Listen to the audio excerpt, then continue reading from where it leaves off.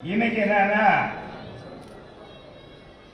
இவங்க கூட்டணி வச்சா பாரதிய ஜனதா கூட்டணி வச்சா அது அவங்களுக்கு இனிக்கும். ஆனா அதிமுக வச்சா என்ன செய்யும்? கசக்குது. கசக்கும் இல்ல, கசக்குது. பாத்தீங்கன்னா நடுங்கிறார் மனுஷன். செய்யலாமா? நியாயமா? சட்டமன்றத்தில் எப்பா நீங்க ஏன் இருந்திருக்கணும்? அடுத்த நேரம் சட்டமன்றத்துக்கு தானே போக போறீங்க. இதுல எத்தனை பேர் போக போறீங்க? 4 பேர் மாநகர்ல இருந்து உறுதியா சட்டமன்றத்துக்கு போக போறீங்க. உறுதியா யார் வேணா போகலாம். ஆனா உழைப்பவரே உயர்ந்தவர் என்ற நம் தலைவருடைய லட்சியத்துக்கு இணையாக நீங்க உழைக்க வேண்டும். கட்சிக்கு விசுவாசமாக உழைக்க வேண்டும்.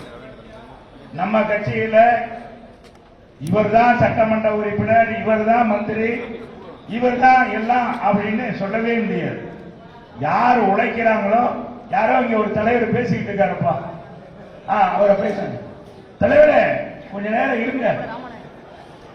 அதனால நம்ம கட்சியில எப்பவுமே உழைப்பவர்கள் தான். யாராச்சும் நம்ம நாடாளுமன்ற தேர்தலில் இன்னால்தான் வேட்பாளர் யாராவது எதிர்பார்த்தாங்களா? ஒன்றிய கழக செயலாளர், வழக்கறிஞர் போட்டு அப்படின்ற சட்டமன்றத்தில் அவங்களை கண்டிச்சு நாங்க கருப்பு சட்டை போட்டுருக்கோம். இன்னும் திராவிட இயக்கத்தினுடைய உணர்வோடு நீங்க இருக்கீங்க அப்படின்னு எங்களை கேள்வி பேசுறாங்க. நாங்க திராவிட இயக்கத்தில் தான் இருக்கோம். அதிமுக என்றைக்கும் திராவிட இயக்கத்தில் இருந்து இந்திய அளவு பிறந்தது கிடையாது. இப்ப கூட்டணி வச்சது கூட பாருங்க, அதுல ஒரு தில்லு வேணும். என்ன என்ன வேணும்?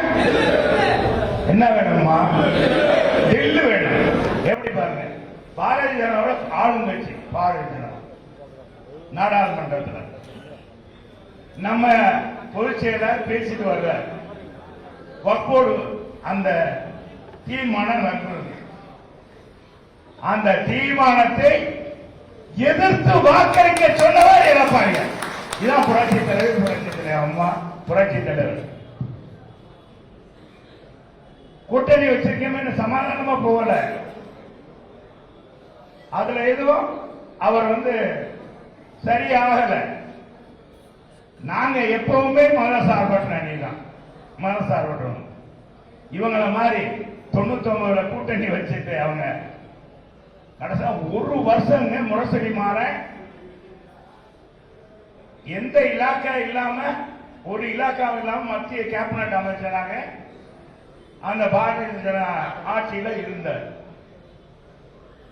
அந்த அடுத்த எலெக்ஷன் வந்துச்சா உடனே கட்சி மாறிட்டாங்க, கூட்டணி மாறிட்டாங்க. ஜனசங்கம் 17 ஆண்டு காலம் 16 ஆண்டு காலம் மத்தியில கூட்டணியில இருக்கும் போதெல்லாம் இந்த மாநில சுயாட்சி எங்கடா போச்சு? மும்மொழி கொள்கை எங்க போச்சு? மாநில கல்விக் கொள்கை எங்க போச்சு? இப்ப போராட்டமா? இப்ப மாநில சுயாட்சியா தனிநாடா? என்ன பாருங்க, அவன் கலைஞர்னா அது ஒரு ஏதாச்சும் ஒரு டாக்டிஸா? இவருக்கு ஒன்றும் தெரியல. அப்பாவியா இருக்காரு. எப்போ அப்பாவியா இருக்காரு, ரொம்ப ரொம்ப அப்பாவியா இருக்காரு. நம்மள எல்லாமே பயங்கரமான ஆளுங்களா இருக்காங்க. யார் அப்பாவின்னு சொல்ல? ஏராஜா யாரும் சொல்ல முடியல இங்க அப்பாவின்னு. யார் அப்பாவே கிடையாது. செய்திகளை உடனுக்குடனும் துல்லியமாகவும் தெரிந்து கொள்ள சப்ஸ்கிரைப் பண்ணுங்க.